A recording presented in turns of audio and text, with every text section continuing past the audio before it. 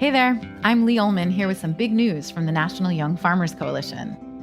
We're partnering with Heritage Radio Network on a special season of The Farm Report.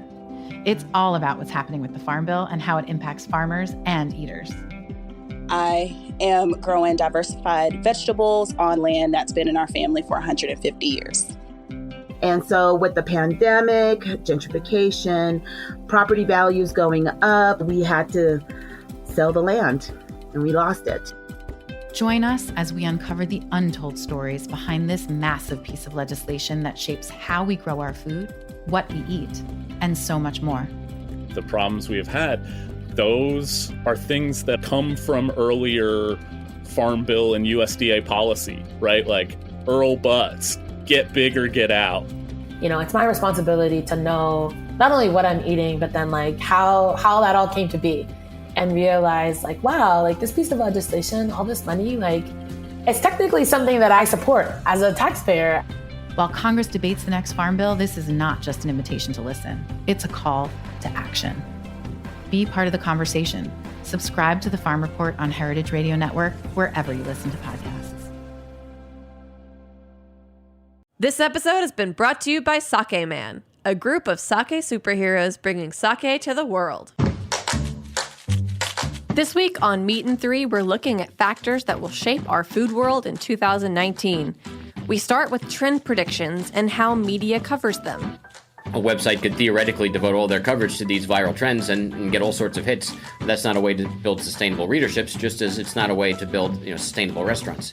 We report on a big change coming and how street meat will be served. On January 1st, a ban on plastic foam went into effect in New York City.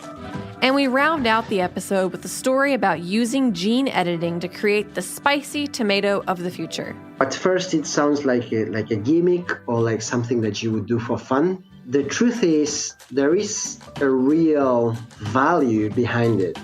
It's not too late to make your resolution. Subscribe to Meat and Three wherever you listen to podcasts so you don't miss a single episode this year.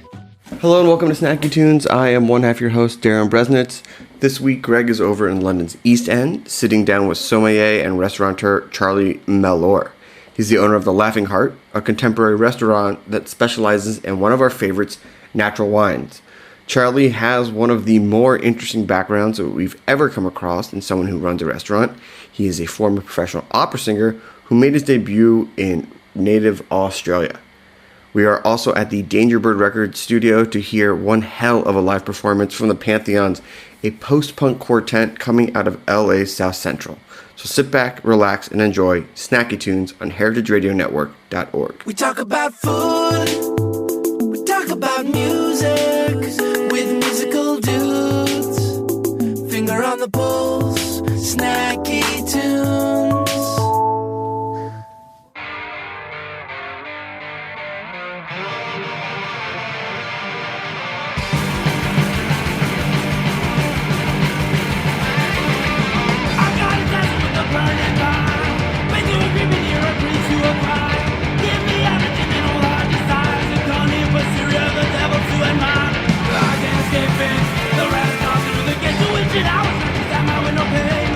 The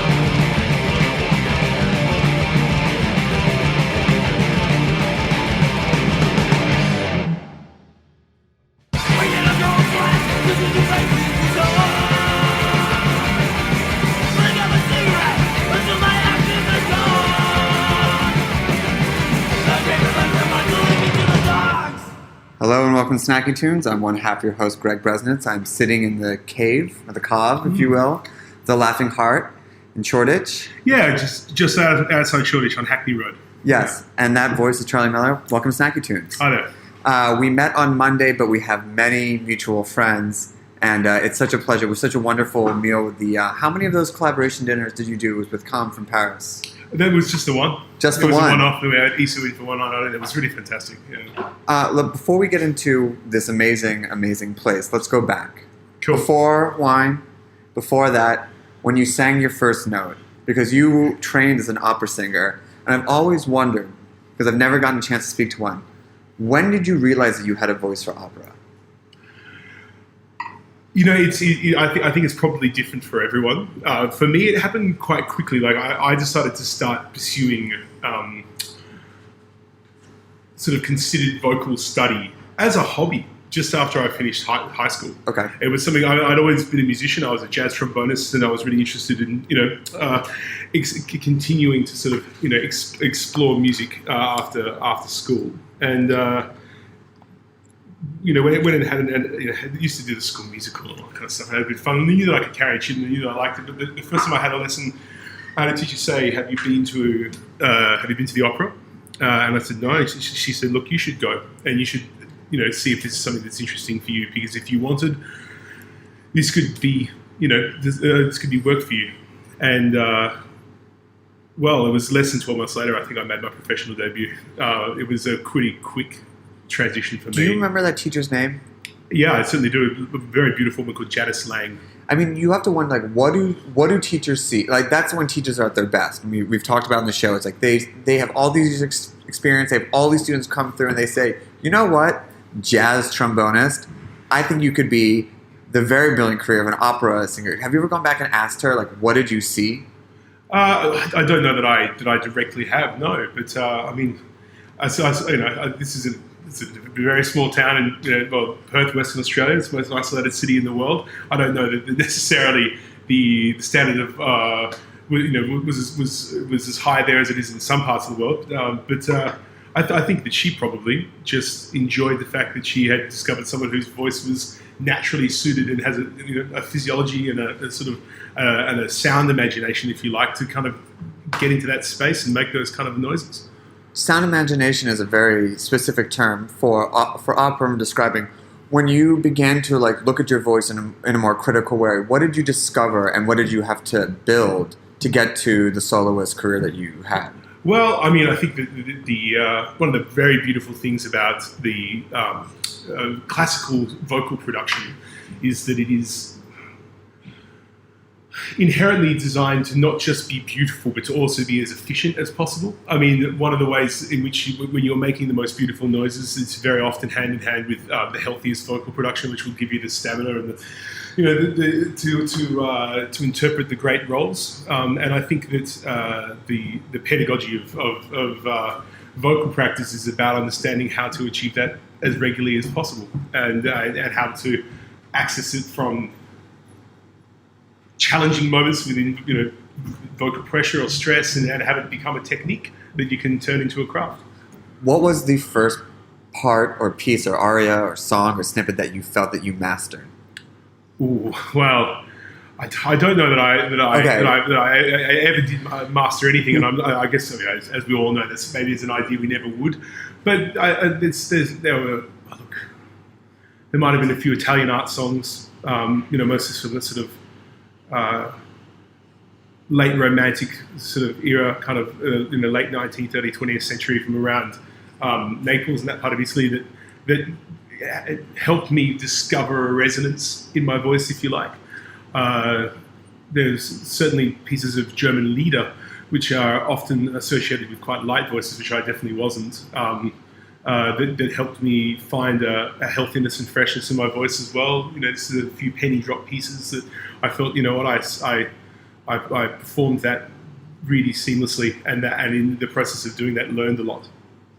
2008, you moved to the UK. That's right. And you started working at the Guildhall School of Music, but you also was working away as a som. When did you pick up your love of wine, and how did you discover Where did wine enter the story? Wine entered the story for me. It's at around the same time that music became a serious consideration and interest. When I was a teenager, like I say, when I was playing music and all these type of things, I remember being offered the opportunity when I was a young guy to try a glass of a 1991 Trimbach Riesling Grand Cru, not the close into something with no residual sugar, and all of my my father's mates were big manning it around this bottle of wine and talking about how grassy it was and everything, and I was very lucky just to have a look in at the tender age of 15 or something. And I remember putting my nose to the glass and feeling this very sort of notable sensation of almost being like in suspended animation and being lost in wine for the very first time, and listening in the great distance to these guys waffling on about grassy notes and this and that, and I distinctly remember coming and saying to myself, this is fresh deal that I'm smelling right here. To pull from a friend, non-donkey's ass. No, there was no donkey's ass in that wine. No donkey's ass in that wine, although I'm sure that there's a context under which donkey's ass could be pretty delicious as well. But yeah, Thank you, this Magnus. particular wine was pure as the driven snow. And but I remember just having that connection, felt like a lightning bolt to the head of some sort of neural pathway, and it was very, very meaningful. And so I started enjoying wine at a really young age. I started enjoying gastronomy at a young age, and my first job out of high school when I was studying at university was as a waiter in a restaurant, and became a sommelier by the time I was 18, and was just sort of doing these things in and around. It was just pursuing my interests. Did you see the connection between the two? I mean, we've covered a lot of ground in the show about the intangible values of being a musician or being a cook or being involved in food or creating a song. But at that age, did opera seem like one track and being a psalm seem like one track, and you didn't really, or did you see more crossover? No, I think they probably did feel a bit separate. Like I like to think that I was a deeply engaged, connected young person who had the profound ideas about the golden thread that runs through life, whatever. And I'm sure that I will continue to form those ideas for the rest of my life. But when I was 18, I think I just loved making music, and I loved hanging out in restaurants and moving fast and slinging plates, selling wines. And I don't think I saw as many parallels between them as I do now. I think it was probably when I made the decision to sort of transition away from music for a while that I started, maybe out of necessity, to draw more meaning from the work that I was doing with wine, and certainly form some quite real connections and see now how there's a lot of similarities actually. I want to get to that in a second, but I want to finish Sure. your career. 2011, you go to Houston. That's right, yeah. And then you travel around the world, and you're a freelance opera soloist. Yeah, that's right, yeah. And what is the distinction of that besides being in like a part of a company, or how is it varied? Look, there's a million different ways to crack that nut, and it really just depends on what opportunities are available to you as an individual and what's suitable for you. There's a million factors that could inform the decision. Bureaucracy being one of them. Your personal situation. But for me, I was given the opportunity to anchor myself in one country, working for one company predominantly, but then also have a little bit of time exploring projects in other cities, was a really exciting way to get into the biz, and it was certainly a pretty enviable way to start. Yeah. And what is it? Do you get like an email or a phone call? It's like, we have an ARIA emergency.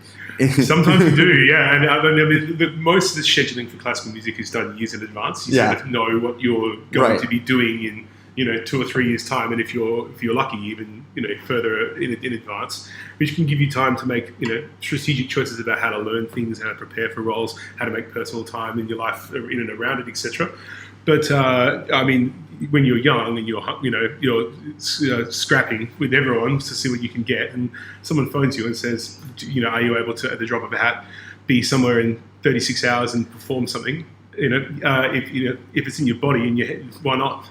Can you tell, almost like a wine that's had enough time to age, can you actually hear someone perform when they're performing opera and be like, they've actually prepared years for this wall? Can you tell when they've had more time to prepare? Yeah, well, I would say generally yes, you can, because it's such a detailed and involved process to prepare one of the great roles, sort of a Tristan or an Otello or something like that. It's sort of is a tour de force in terms of the physical stamina that's required, and in order to interpret it beautifully and actually bring something of your own humanity to a very established work of art.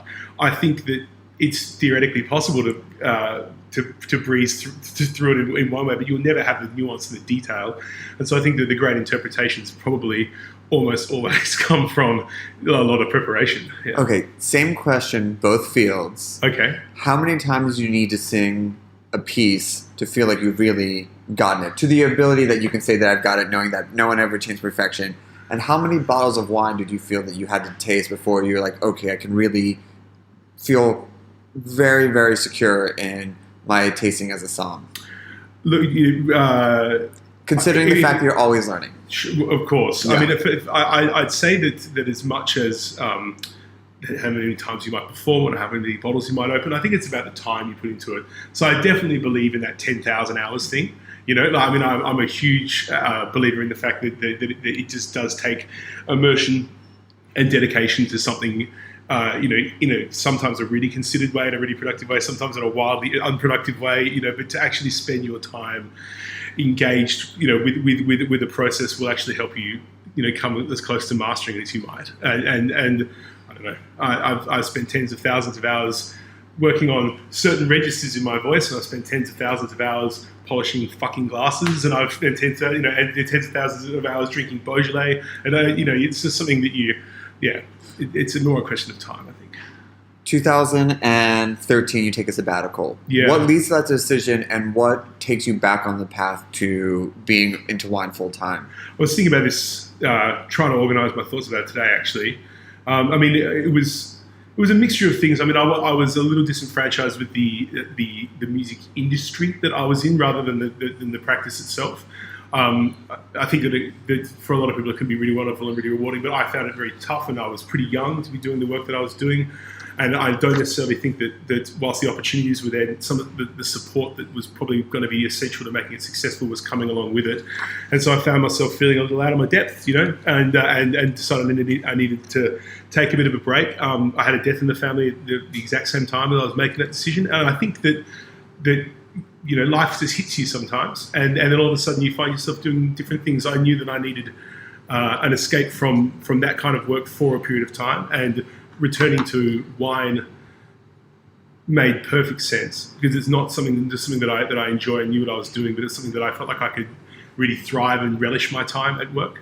It certainly requires discipline and requires a lot of you to be engaged emotionally, but in a different way, I think. And so it seemed like a good transition, and obviously it was a comfortable fit, because that was coming up on 5.5 years ago now, and I now own a restaurant and a wine shop. So yes, and I haven't performed in 5 years. So it's just a pause. Yeah. It's just we're gonna get you just a couple more bottles of Merlot, and we'll get you up on the tables. The Laughing Heart, where we are, just past its 2-year mark. What was the intention, and what was missing in the London wine scene that led you to open this place? Well, look, the intention for me with this place. There were many, but one of the things that I wanted to enjoy was the opportunity to be creative in an entirely new way. I mean, I'm very, very comfortable and experienced working on the floor, and have done that for a lot of other people and enjoyed doing that, making their businesses run well and all that kind of thing. But I wanted that opportunity for myself. But I also wanted to design the place from the ground up, build as much as I possibly could, curate the whole experience, and sort of evolve the way I was working. So, I mean, and the only way to do that is to take the risk of opening your own place. And so that was sort of one of the original intentions of it. And what I also had gleaned from my time working in the London restaurant scene was that there was a lot of fantastic things happening in East London. There's a lot of people who work in the business who gravitate towards this neighbourhood. There's a really fantastic audience. Receptions for the kind of products we like is great. But there was a type of cuisine that I think is very suitable to the pairing with the kind of wines that I'm interested in, that hadn't been explored as much. And I also think that people need a place to go late at night, man. You know, like it's so hard in London. There's just nothing cool. And so when I found a building with a 2 a.m. license, it felt like a real opportunity.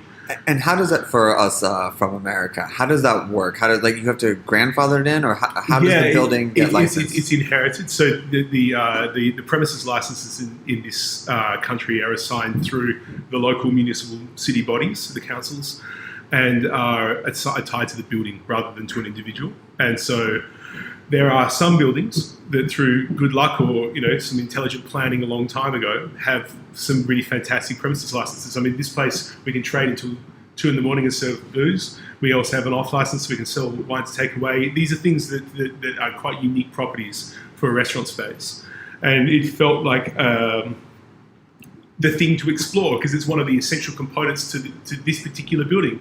It's like we would be upset if we came in here and we knew it could be open till 2 and it closed at 12. Sure. People would be, why? Like, what are you doing? Yeah. Please do a pop up. Please do anything. So you knew from there that.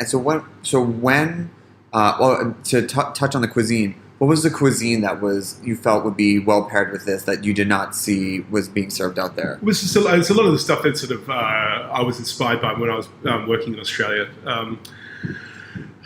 Things with an Asian influence and just sort of a slightly more kind of irreverent thing. I mean, so much of the really fantastic gastronomy that's tied into kind of natural wine restaurants in London is pinned to the fantastic legacy and dynasty of someone like Ed Wilson that's centered around terrines and ostensibly classical continental food. And I think that's highly appropriate. I think it's delicious and I'm a huge advocate for it. But why not fuck with some Asian flavors as well? And with the thing about some of these wines, the way they smell and taste, for a lot of people, there's no reference point. So why not try to explore food and change the reference point there as well as see where they intersect?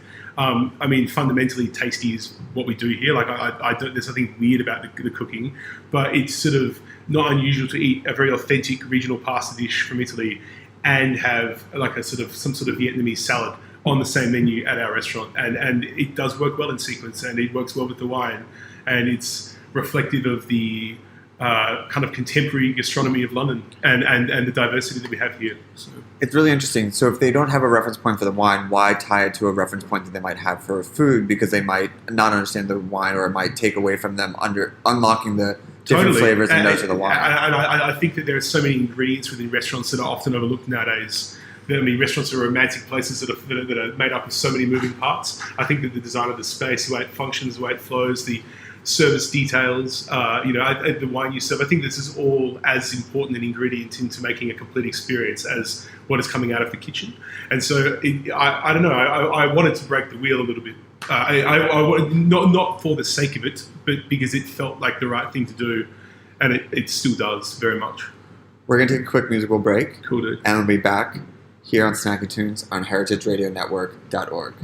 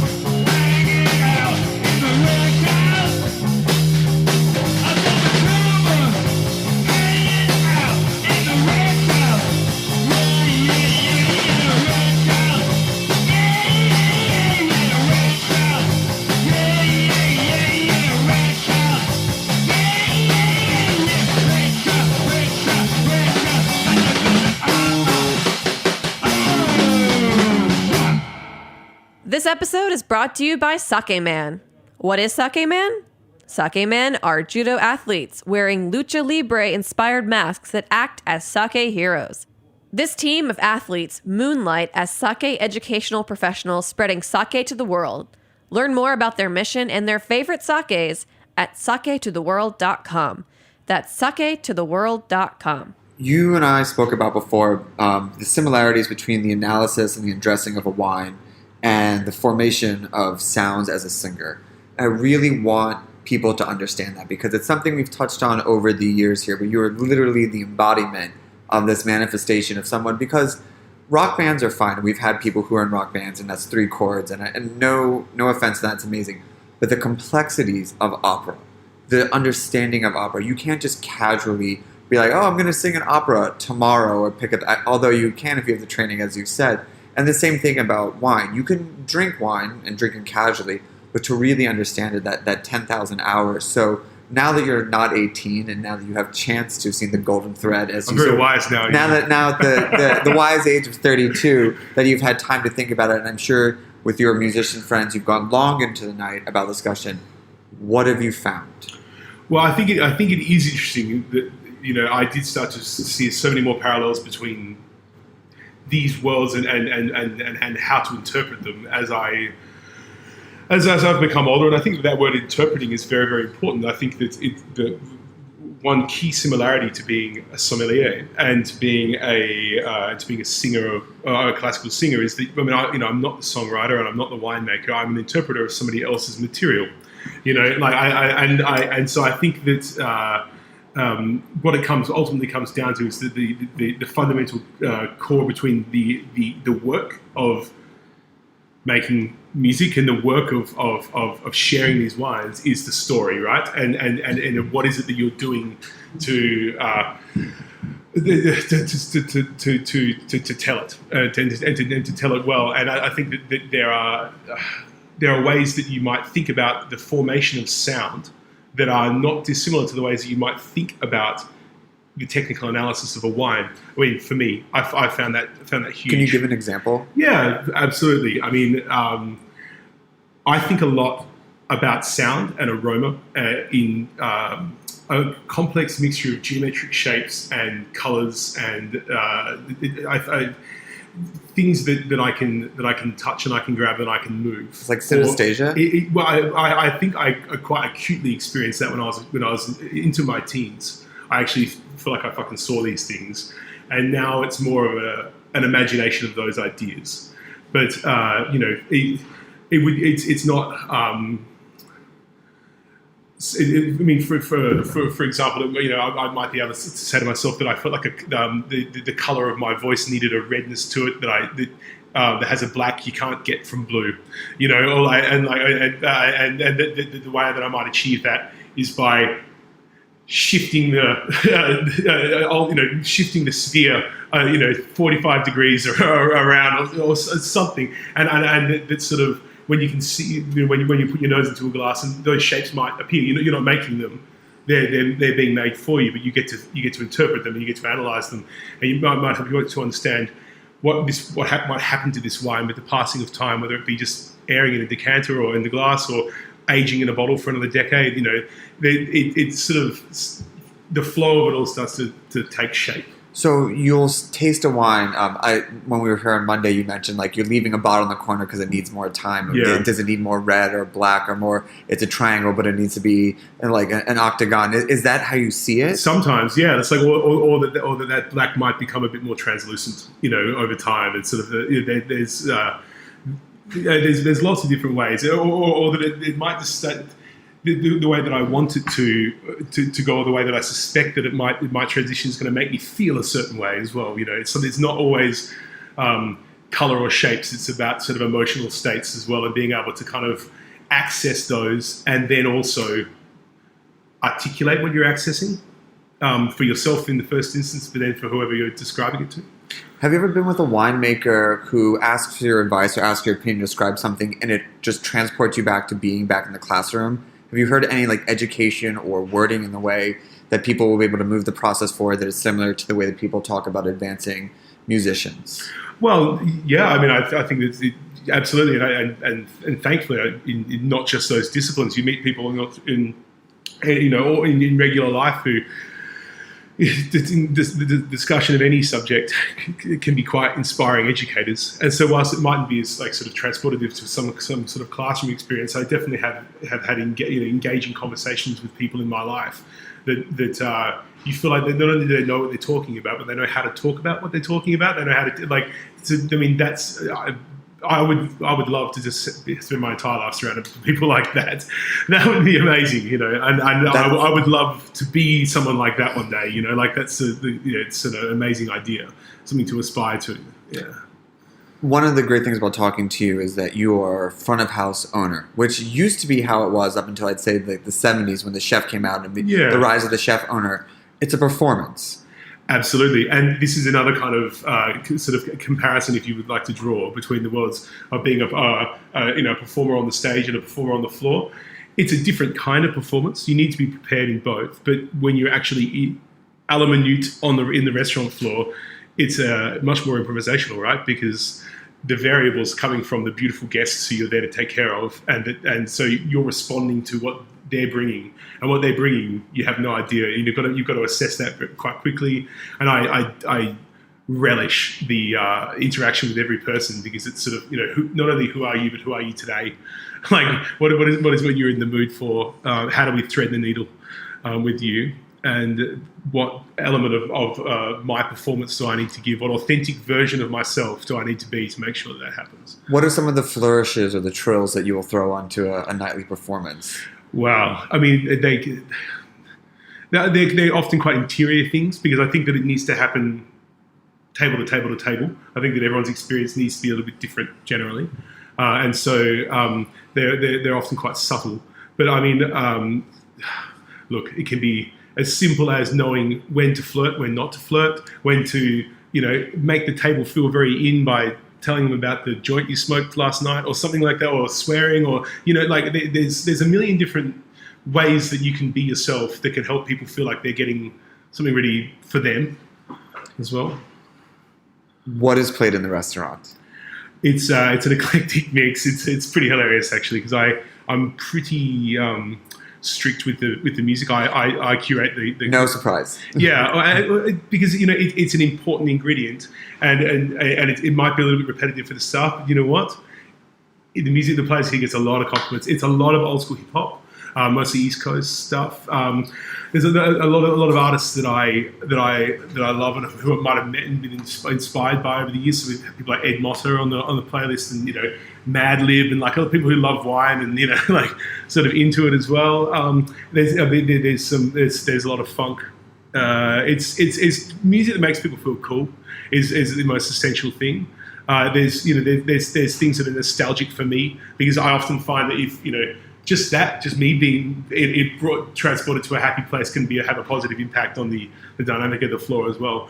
So I mean, it is hilariously controversial at the Laughing Heart, but what I've explained to everyone is that why controversial? Because the beautiful people who work for me might want to sort of have some involvement from time to time, but it's like that's not how it works here. That's like it's. I would say I'm sorry, but I'm not. Yeah, well, that's the thing. I'm brazenly unapologetic about the kind of 3.5, 4 hours of music that plays on a loop, and I add to it when I can. But you know what? It works, and it's a functional tool as well, as much as anything. And so, if it ain't broke, don't fix it. And I personally still derive a great deal of pleasure out of every song. How is it a functional tool for you? Well, it's a functional tool in the respect that it sets an ambience. It's not exclusively responsible for it, but it's an ingredient that can help create an atmosphere in a room. It's one of the things that tells a story. It's like the lights, it's like the art on the walls, it's like the dishes or the wine, or the server. I mean, it's a theatre, this whole thing, right? And it's just part of your set piece, Charles, thank you for making time for me today. Where can people find you? How can they visit you? What are the hours, one more time, for the people who are now that know? Everyone who is keen should definitely come visit us at the Laughing Heart. We're open Monday to Saturday. The kitchen and bar open at 6:30 p.m. and we're open until 2 in the morning. We serve food until 1. We also have a wine shop in the basement, the car, where we're sat right now, and that is open from 2 p.m. to 2 a.m. 6 days a week. So come and see us. The fact that you can get an incredible bottle of wine at like $155 6 days a week is totally. I mean, we can't even get that in America. Yeah, that's it. It's a growing part of what we're doing, and I think it's an exciting part of our unique offering. Yeah. Okay, see you at 155 tonight. Sweet, dude. We're going to take a quick musical break, and then we'll be back with the second half of Snacking Tunes.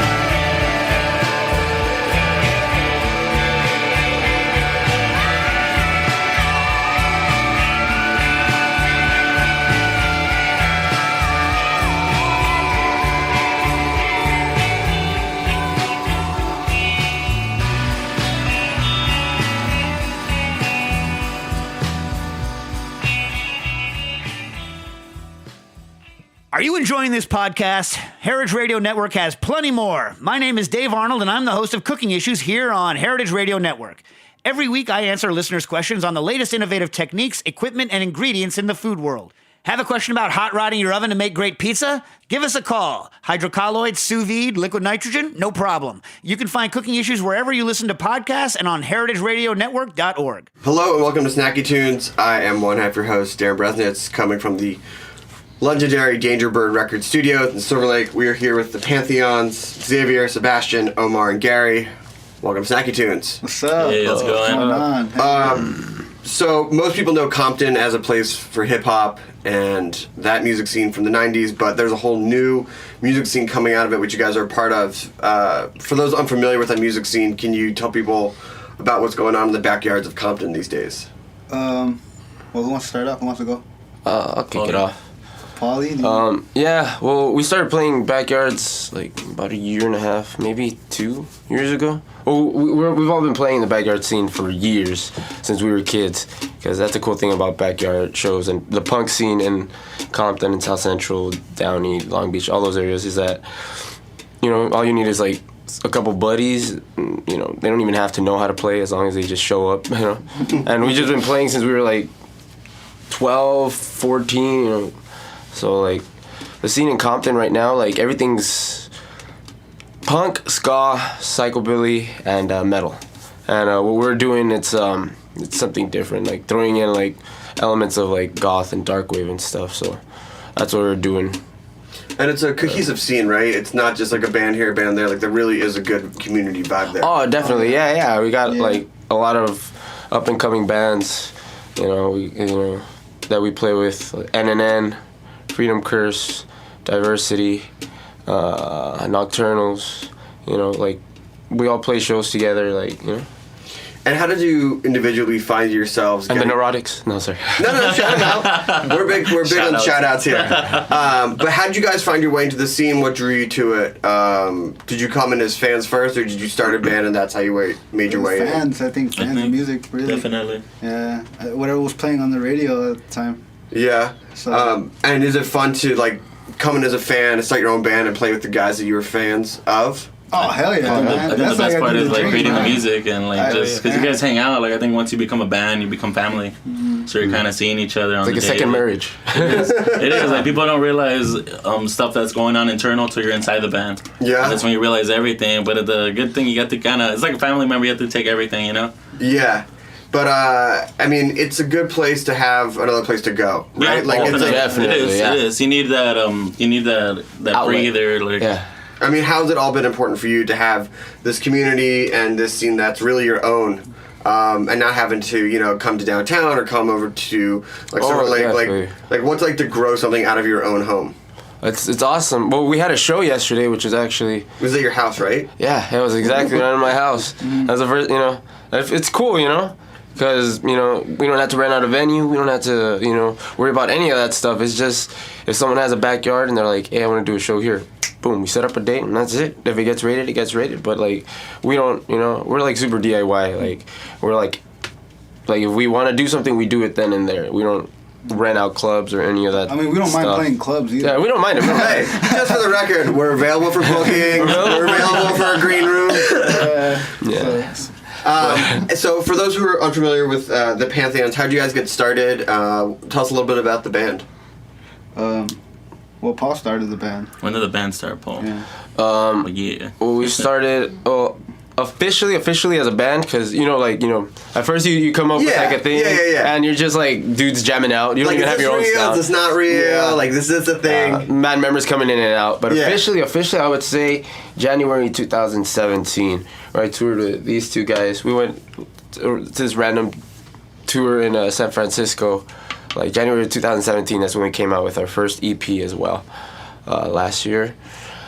And, that's when we officially began. I just wanted to do something different, you know, because we've been part of the scene since forever, and, you know. Right, because the scene is, like, you know, is mostly punk, and what you were saying before, but you guys do have this goth element to it, which is a little bit, which is funny because that's sort of how the history of punk was. Like, punk was, like, one thing, and then as it went on, it started to bring in these different elements and evolve. And it turns into goth. It turns into goth. We're trying to bring that back, you know, because people forget that, you know, goth, you know, squirrels and chipmunks are goth to punk, you know. Goth is punk. That's where it came from. Yeah, how do people react to that? I mean, it is a unified scene, but when you start to do something different, sometimes people get a little, eyebrows You're raised. gonna have those people that are gonna end up jumping off your ship and stuff, and then joining someone else, or they're not cool with it. But we were doing the gigs, remember, first, and then it was weird. Like people didn't accept it, like when we were first playing, and that's when I think we started like we should do our own gigs because people weren't. Yeah, they weren't responding, right, Paul? Yeah, like, they were responding. Like, because they didn't know whether to pit to it or skank to it or what to do to it. They didn't know what to do with it. So like, nah, I'd rather not. Yeah, sometimes you got to show people what to do with their hands in a new situation, but then they figure it out that it's all come from the same place, right? Yeah, but I think like because the new wave of punks now are like way more accepting of like what we're doing. Yeah, so like they dance, they do whatever the heck they want, and we condone it. Awesome. Well, let's hear a song. Let's hear it. What are you gonna play for us first? All right, the next one is called Motel. It's a new one. We're gonna play some new ones today. Okay, cool. All right. Well, we got Motel by the Pantheons here on Snacky Tunes at Dangerbird and HeritageRadioNetwork.org.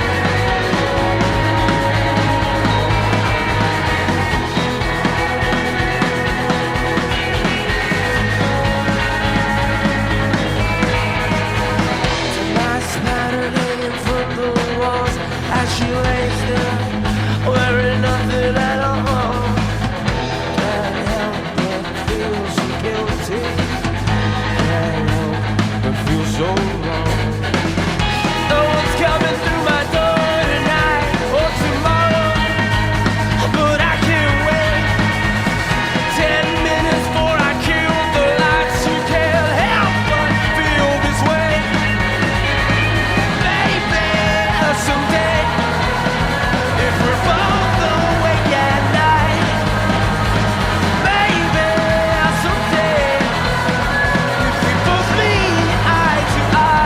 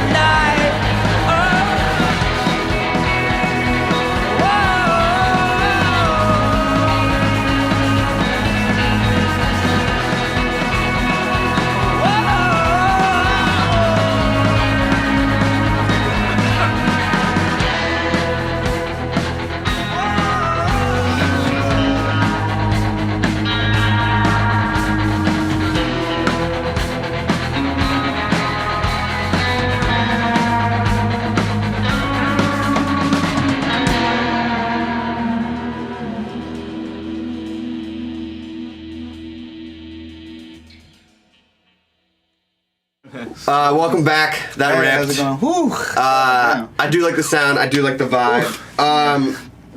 LA has a long tradition of punk. Germs, XCC, Axe, things like that. And I know that Gary, you're talking about Misfits, which is not exactly LA. No, but it's like the LA scene, like everyone from New York, even Sex Pistols made it out here. So what from like the original punk scene, like what are you pulling from, if both musically and then aesthetically, like what's your approach to your music? What did you love from the past? Well, punk stuff, like we're definitely fans of early punk, 77. Yeah. I mean 82, UK 82.2. But definitely, we get a lot from 70s punk bands. I think we all love Misfits, honestly. Yeah. That was kind of a weird thing that we clicked off in the beginning. Or Sam Hain. They're LA based. When they came here. Definitely. But we get a lot from 70s punk because when that wave of punk came out, or that the first wave of punk came out, like everybody sounded different.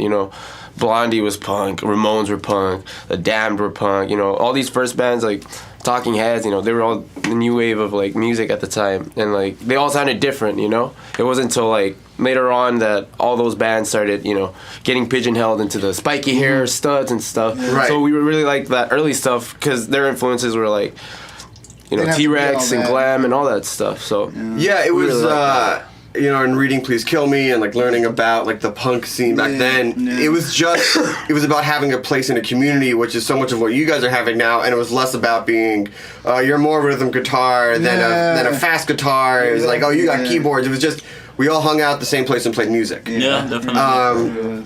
Now you guys have your own monthly night too, right? Which I guess you were saying came out of finding something to do that was your own. How did you start your own night? Why did you want to start your own night? What's it called? It's called Goth Night. Beautiful. Love it. Yeah, simplicity. But nothing too fancy.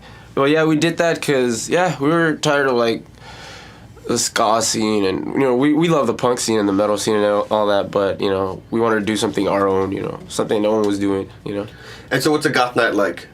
Oh, it's pretty awesome. It's like the blackest you'll ever see. we got this. It's just nothing but like dress code. Like you get a discount if you show up in all black. And we haggle kids like if they have like they come with like band shirts like with a white print. We're like nope, all black. just to fuck with them. Yeah, all black. No, but it's all fun. No, we fuck with them, but it's really cool. Yeah, we only get like 2 or 3 bands. Because most of it is like to throw in that 80s goth club vibe, Yeah. But for like a lot of kids that can't go to clubs, or all that stuff, like we bring it to the backyard scene. I mean, the fact that it's all ages is pretty important to give access to people who are younger. Why do you guys like doing all ages show? What do you get of a different vibe at those types of events? There's more of a rush because kids don't care. They just they do whatever they want. I would say like when I was younger too, it was more taboo. And, it was. I remember. So, now it's like they kind of have that. I would have to say that the parents now are more lenient, so they're like, all right, it's nothing that bad. Right. 80s bullshit. Like a lot of them like that shit. So right. It's cool, Like, they're like, can I come? Yeah. Can I come hang out in the back? They're like, they're like, oh, this is my music. So, parents are the roadies too. Yeah, for exactly. some of them. It's just cool. It's cool. They're surprisingly, there's some bands that have their parents as roadies. And so, or managers. Yeah. They're looking out for them, making sure. I feel like it's a good idea for kids who don't got that chance or can go. I mean, if you're gonna get fucked up responsibly, Well, it's interesting you say that because a lot of times punk is such a angry or like need a response to like a bad family life or like things are not good. But it seems like it's swung back where parents now can find a bond over the music that you guys are helping share with these kids. Yeah, because a lot of the punks from like the 80s or the 90s or whatever. Yeah, their parents were like baby boomers or something. They came.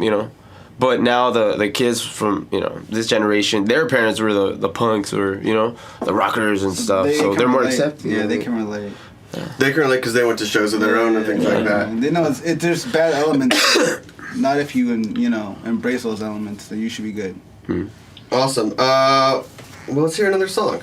All right. What are you guys gonna play for us? This next one is called Belasco Tendency. It's a new one. Awesome. Well, another new jam from the Pantheons at Dangerbird Record Studios. Let's do it, guys. Here on heritageradionetwork.org. Hey, yeah. Let's do this. Rip that shit up.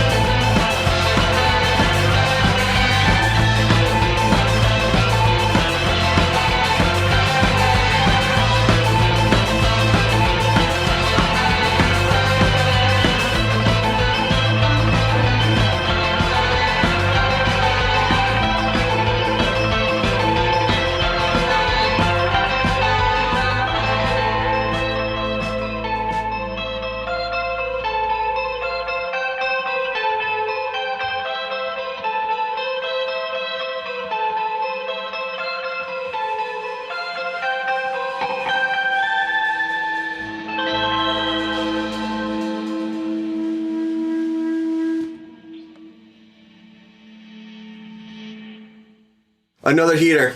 A real ripper. Yeah, it's man. a banger, That's man. Nothing but ragers. The funnest one to play. Now, you guys been playing out for a while. When did you decide that you wanted to start recording? How did that work? At what point do you start saying we got enough songs that we want to, you know? I think that's when you put it right now. Like when people started noticing and started being like, "Hey, you guys are good." It's like, fuck, now we gotta come out with a demo or something like music to hear. Well, because I mean, how much of this scene is live shows versus recording, or is it a mix? You know, it's like you're putting out a lot of songs on Bandcamp or digital platforms or 7 inches versus playing as many shows as possible. Well, I think playing shows comes first. I think playing shows. Because we haven't recorded in about a year. We're gonna head back to the studio and do a new album. That should be due. I want to say late January, early February, but mostly live shows. That's the main thing. We play almost every weekend. Yeah, because we love it. Let's talk about that first EP, Ballet of Gunfire. How did it come about? What was the process? Oh man, well, Paul he shot me a bunch of ideas for song names, and that one was cool. I thought it was like we should be slapping on the EP, It's a good name. Like no, it was good. Cool. They were at that time. They were working at it together. I think it was just them two because they were kind of having trouble with members. But like when I first heard the bass line, they shot them to me, and I was like, wow, like I love it. Like we started playing it, but they were coming up with a lot of stuff. So right now we're not. Well, yeah, like Paul said, we're gonna go back and record it. But those little things. I don't know if we'll come up with like EPs or little singles here and there throughout the time. We might, we've done it before, but right now I think we're just focused on trying to record the album. Awesome. Now and shows. Yeah, I mean, I know merch was such a big part of the punk scene. Is that big for you guys, like doing the DIY shirts and everything like that, or is it? Oh, definitely, yeah. Because I feel like now it's like that weird crossover with like Supreme and Limited Drops, and bands now are doing like, we're gonna make 20 of these shirts, and you get them at the shows, and we'll make 20 different shirts. Yeah, it's like they ride, the waves of like certain aesthetics, and they go with it, especially like. Yeah, with Supreme and all that stuff, and SoundCloud rappers, like, they have, like, a specific look, and they cash in on it. Yeah. And everybody cashes in on it. Yeah. But, yeah, for us, aesthetics is, like, super important. Well, for me, personally, when I make, like, the visuals, because, I'm an art major, so, like, all, visuals just, I love them, color coordination or, art pieces that just look neat. I just look at album covers and, just get ideas, just different stuff, I mean, I've always loved that about sort of the punk underground scene is that it's all sort of one art voice, and there's just different ways to represent it, whether it's the music or the pins that you guys make or the shirts that you make. How do you find the best way, like what's the best ideal of representing your whole vibe? I guess pins right now. Don't get shirts. We have some pins. Don't forget, guys. Remember when we went to San Fran? We took stickers and shirts. Oh yeah. And we had our first gig. We were kind of nervous. We went on the road, and this guy told me I literally joined the band like a month in, I think. A month prior. And he told me, "You want to go?" And I wasn't with my band. We were kind of delaying. And we went over there, and they embraced us when we played in, what city was it, dude? Ventura. Ventura. Ventura, we played there, and it was embracing. Like, this is literally, like, we were in the room, we were playing, we played the first song, and I look up, and I see these guys all into it, and the room was packed, dude. Like, it was like, everybody was dancing. I mean, that was like a year ago. It was like, in comparison to, 1 year ago, the scene is different than now. Yeah. But 1 year ago, like... That was out of Compton, though. Yeah, Compton was like, they didn't really care for our stuff. We had to play out of the city. Yeah. We had to play out of the city because people didn't understand the music that we were trying to do. And now definitely. People have embraced you. What was that? What was the change? Like, when did you realize that the people, when they finally get it together and like embrace you and understand what you were doing? Well, actually, I like to think that I guess, alright, so like, because there's like this new wave of punk, and before, like a year, 5 years ago, it was like the punk scene was like mostly dominant in like South Central and like downtown LA and stuff like that, but like now it's more leaning towards like North Long Beach, and like it's like a new wave of punks that kind of came on, and they dug it more than the old ones. But then the older heads, like, they're like, oh, well, okay, you know. Well, the young kids like it, right? Oh, yeah. I mean, how fast, like, let's say I were to dip out of the scene for 3 or 4 months and then come back in. How different would it be? How fast is it changing? What's influencing that rapid change?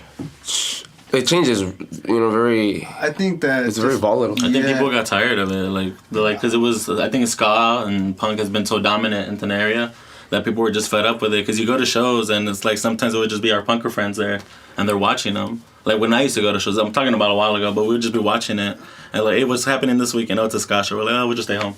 Yeah, it was the same old. So you're like, oh, like you're just a ska band doing the ska sound that you saw the show. Don't get me wrong, we have friends that play in ska bands and we appreciate it, but it was just so dominant that it's kind of like, okay. I think that if you would leave for 3 months and come back, you probably wouldn't find anything right away, but there's always something going on.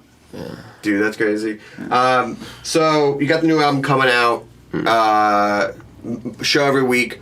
What do you guys see for the future of the band? What do you guys want to be doing? Well, we don't see it. We always think everything like short term, like we don't think about that far ahead. We just, what we do today we do. We live in the now. Yeah, basically, like make the best out of every day. So. Like this is fucking awesome. I've never done this before. I would like Thanks to do for this coming. even more. Thank you for having us. Yeah, we appreciate it. We appreciate it a lot more too. But like, we always think short term, because like we don't like. Like after this, you're gonna be like, what's next? Yeah. We don't like that mentality. It's just like, oh, tomorrow, so and so has a pin machine. Let's go make pins. All right, just make a goal for like every week. Mm-hmm. We don't see everything like in a monthly or like yearly, then plan you that we task do. yourself, and then you get all crazy. Exactly, because then and the anticipation for it is leaves a lot of room for procrastination. Yeah, I hear that. And are there any other comparable scenes? I know you said San Francisco, but are there other scenes that you're across America that have the same sort of vibe that's going on in Compton, or is it just completely unique to what's happening? I think there is. It's just I think it's always there somewhere. Yeah, I would say. Everywhere else, they have their own little scene, their own little backyard scene. Yeah, I know I saw a documentary in Mexico City, like I think less than 2 years ago. Oh yeah. And there's a big art scene happening right now too. Like it's not big, but it's still there. You know what I mean? There's a punk scene in Pakistan.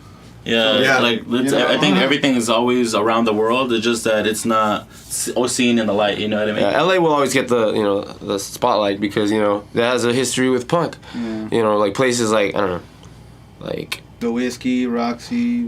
Yeah, but like other states, like I don't know, whatever other state, Dogs. Florida or whatever, like they don't get because who do they have? They had Less Than Jake, punk ska, Exactly. Back in the day. Yeah. Shout out to Kong, because Conger, the other guy on Second Dudes, he's an old Florida punk guy. There he is. I saw him already. He's all coming in. Tell me about Florida. He's scratching him right now. Scratch that. Florida has Kong. Florida's got Kong. They got some stories out here. He's got some stories about going to see No Effect and pick up trucks.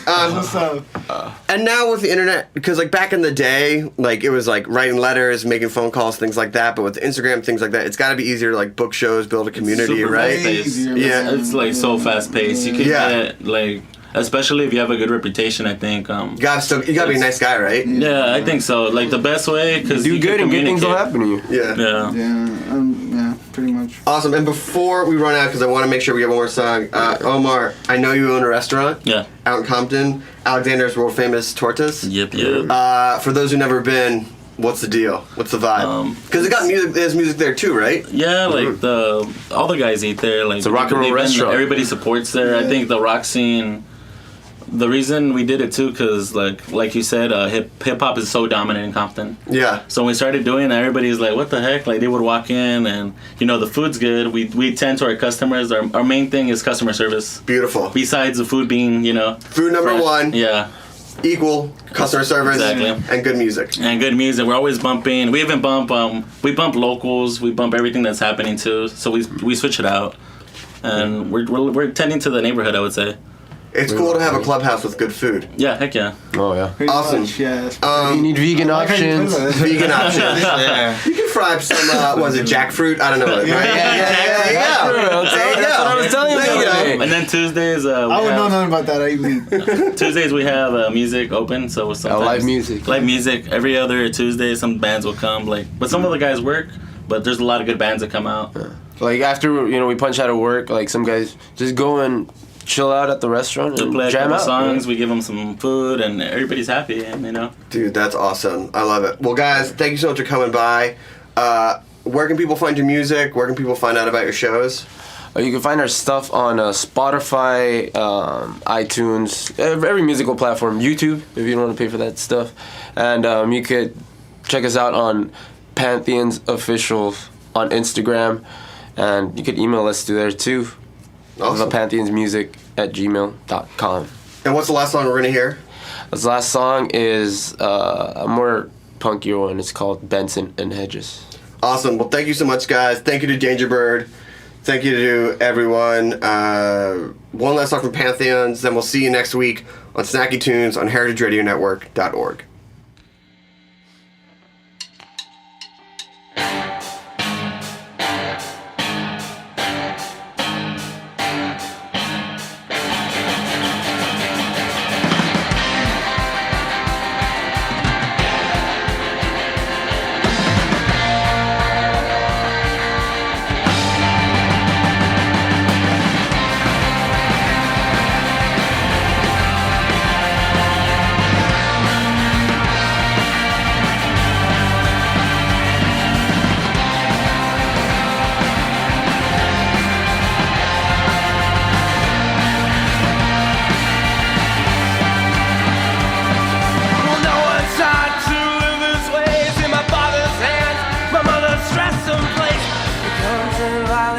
I've seen in ways that you can't imagine. The air smells so much different here. It's not fabricated. Tears the veils. Nothing from where I've been sleeping. My stuff was only soil from where I've been sleeping. Who's to argue? Who's to blame? Feral moment. Seem to know my name. Dance their eyes and tears. I'm looking for a light that isn't there. Is that drinking in my night so?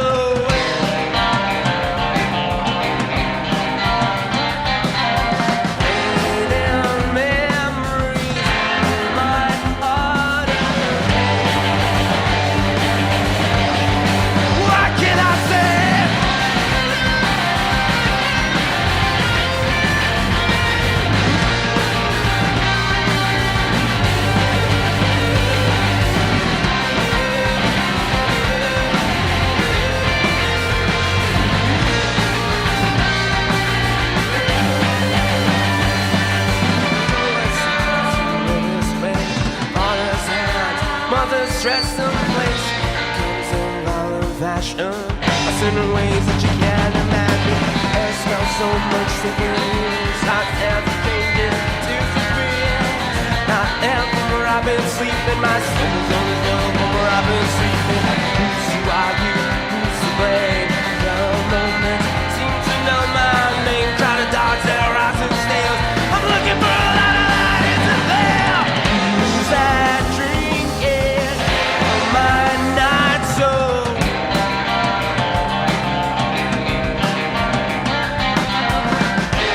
And memories of my autumn day.